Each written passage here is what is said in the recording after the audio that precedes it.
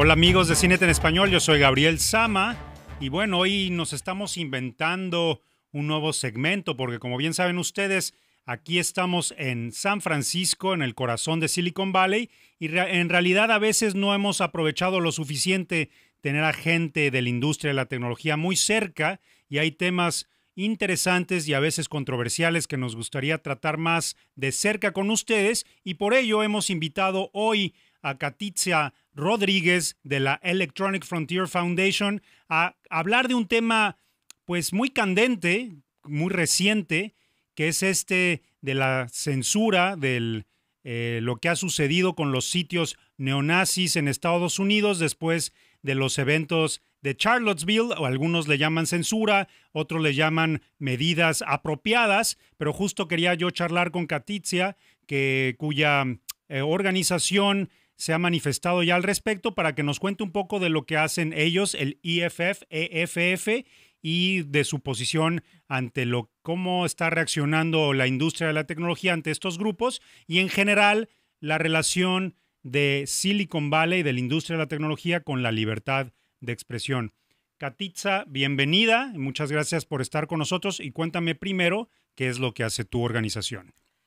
EFF se dedica a... Trabajamos para asegurarnos que nuestros derechos fundamentales se respeten también en el entorno digital. Entonces, somos un estudio de abogados por el interés público, hacemos litigio estratégico, trabajamos en políticas públicas y educación al público en general. Y tú como directora de Derecho Internacional, ¿cuál es tu función?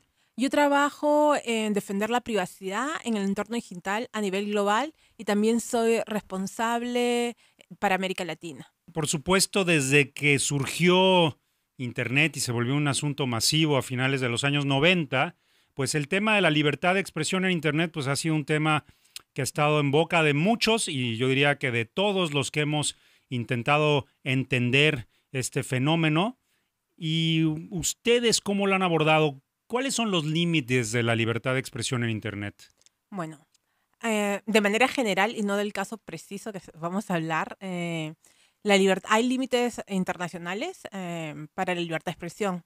Si, por ejemplo, hay restricción, si es necesario, proporcional, dependiendo del sistema jurídico al que estamos hablando. Entonces, por ejemplo, a nivel internacional, el sistema interamericano tiene limitaciones precisas. No hay restricción a priori, pero sí hay responsabilidades ulteriores por lo que se diga en el lenguaje, ¿no? La primera enmienda en Estados Unidos es muy, muy distinta. Las restricciones a la libertad de expresión en general tienen un estándar muy, muy alto. No hay censura previa y además, si hay restricciones, a veces estas restricciones son relacionadas a lugares o a la hora, pero no con relación a la persona que lo dice o quien lo dice. Eh, y hay unas limitaciones con relación a incitación a la violencia, pero ese estándar es muy, muy preciso y muy alto de cumplir. Es decir, tiene que ser una incitación a la violencia que sea muy precisa y verdadera.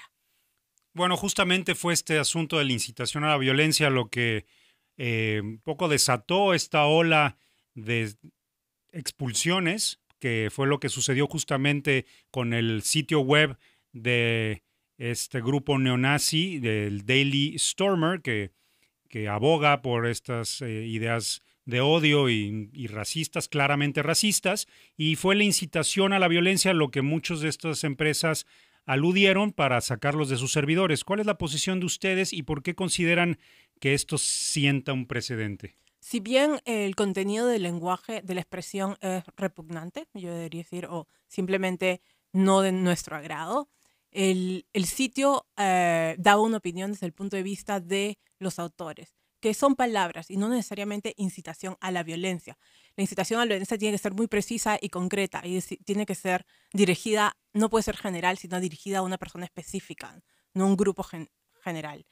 Son estándares muy altos que la Corte ha desarrollado en Estados Unidos. Entonces, nosotros consideramos que toda persona tiene derecho a expresarse a través de cualquier medio. Si bien las empresas tienen el derecho, tienen la libertad de expresión de decidir qué contenido va o no en su sitio, también es cierto que ellas están, sobre todo las empresas que tienen el control de la infraestructura de Internet, están tomando decisiones sobre quién puede hablar o no deja de hablar en Internet. Y si bien ahora el tipo de expresión que se trata de restringir alude a grupos neonazis, mañana puede ser el lenguaje de grupos del Black Lives Matter, porque simplemente algunos consideran que, por ejemplo, ya han criticado que son grupos de odio. Y, Entonces, es un debate muy grande el cual no la empresa privada debería decidir.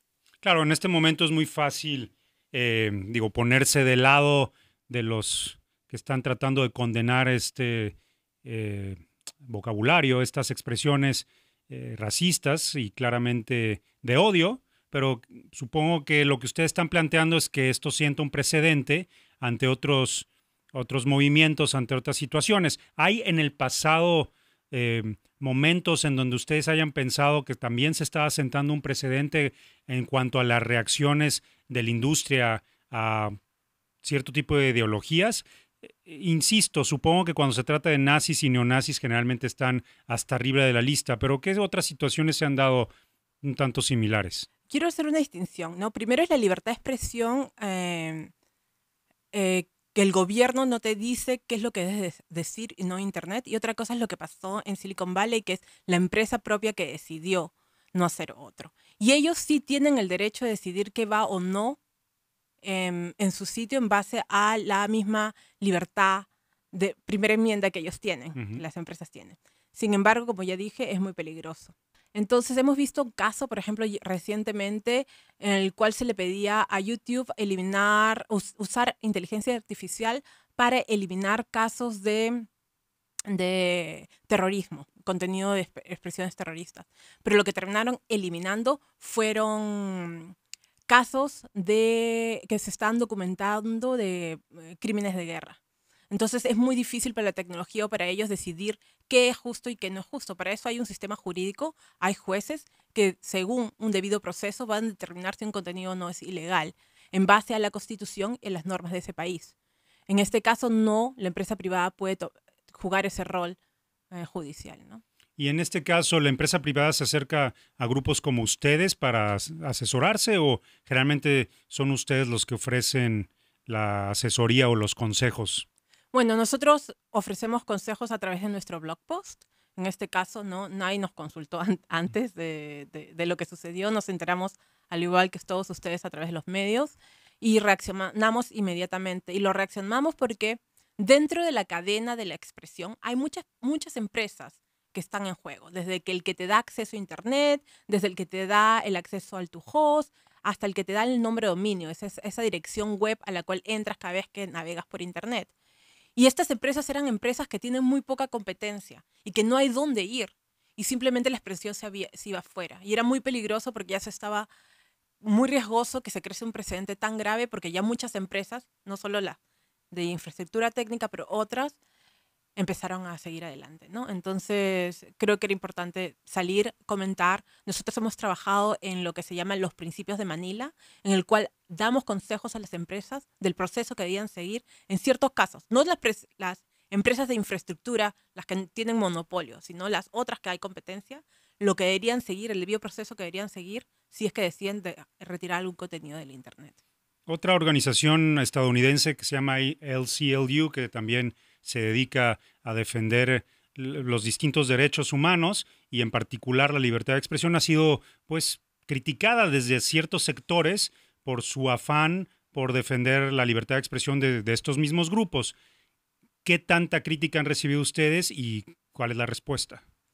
No mucha, tal vez por la forma como expresamos. Creo que el contenido, la expresión se debe combatir con más expresión. Lo hemos podido ver recientemente en Boston, cuando el grupo de antiprotestas contra los neonazis, más de 40.000 personas salieron adelante a decir que rechazaban ello. Y en un ambiente tan complicado como el que se vive en Estados Unidos actualmente, donde las instituciones democráticas están en juego, tenemos que asegurarnos que los pilares de una sociedad abierta, democrática, se mantengan. Y la expresión es una de ellas. Y así no nos guste el contenido de la expresión, tenemos que defender el derecho a aquellas personas a expresarse. Porque el día de hoy son ellos y el de mañana son las causas a las cuales nosotros creemos y confiamos. Katitza Rodríguez de la Electronic Frontier Foundation, muchísimas gracias por estar con nosotros en Cinete en Español. Soy Gabriel Sama y por favor, acompáñenos a la próxima.